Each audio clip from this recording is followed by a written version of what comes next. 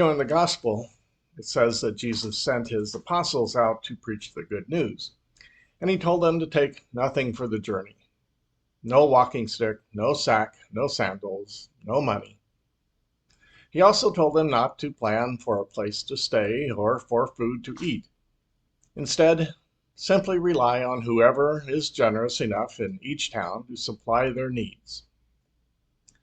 Now, to us as a success-oriented, practical, organized, plan-ahead, independent-minded culture, this might not sound like good advice. But I think Jesus was making a very important statement about what works or doesn't work in our dealings with each other. He was saying that in order to really proclaim the good news of God's love, we need to let go of some things that could get in the way and simply rely on the message itself. Letting go of things, also known as emptying, is necessary if we're to successfully fit together all of life's puzzle pieces. My experience as a counselor has taught me this more than anything else, I think. Over the years, I've learned what works, that is, what is helpful to people, and what doesn't work. It has been trial and error that has usually done the teaching. I've learned that when a person comes to me in counseling, I have to let go of my preconceived notions of who they are and what they are going through. I have to let go of any attempt to give an answer or to try and solve their problem with my advice. I have to let go of any comparison of the person I might make with myself or with any other person. I have to let go of my instinctual like or dislike of the person. I have to let go of any judgment about them at all. As I begin the journey of developing a counseling relationship with someone, I need to let go of all these things and heed the words of Jesus to take nothing for the journey. This enables me to truly hear who the person is without all my stuff getting in the way or clouding my understanding of the person.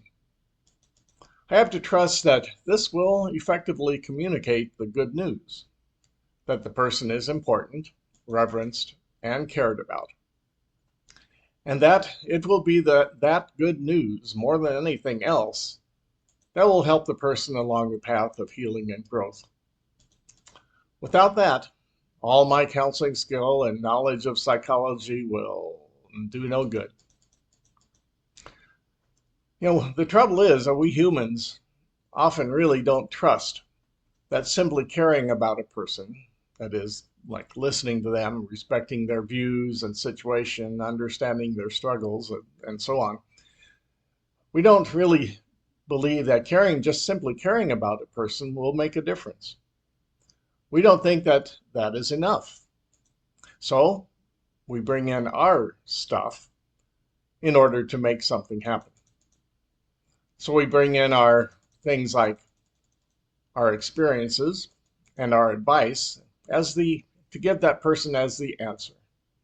Or we tell the person about our religion and our moral code that they should follow. Or we use threats or shame to try to get them to change.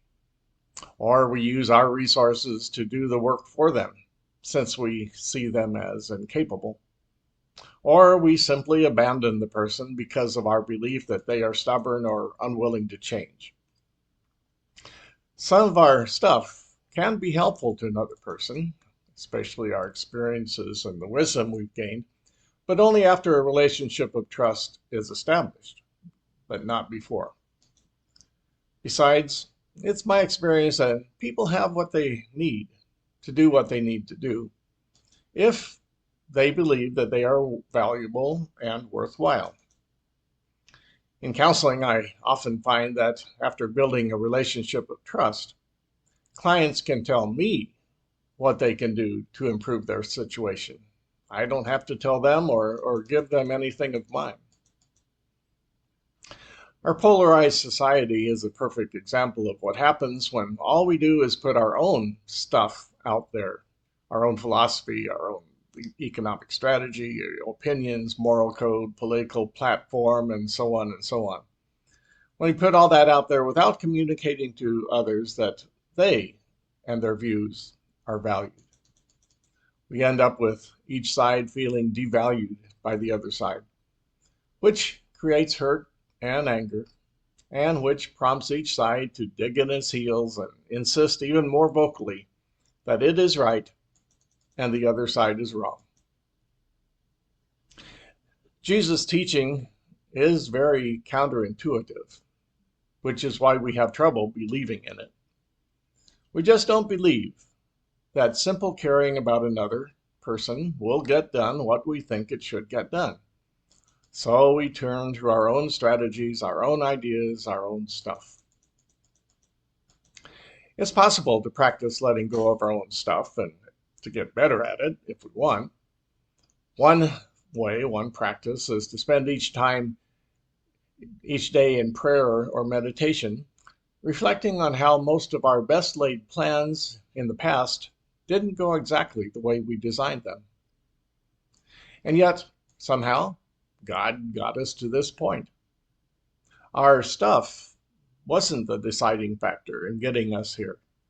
God's stuff was. That is one practice that might help us trust God's plan a little bit more, enabling us to put our stuff aside when needed. Take nothing for the journey, Jesus said, and you will get where you need to be. Can we trust that much?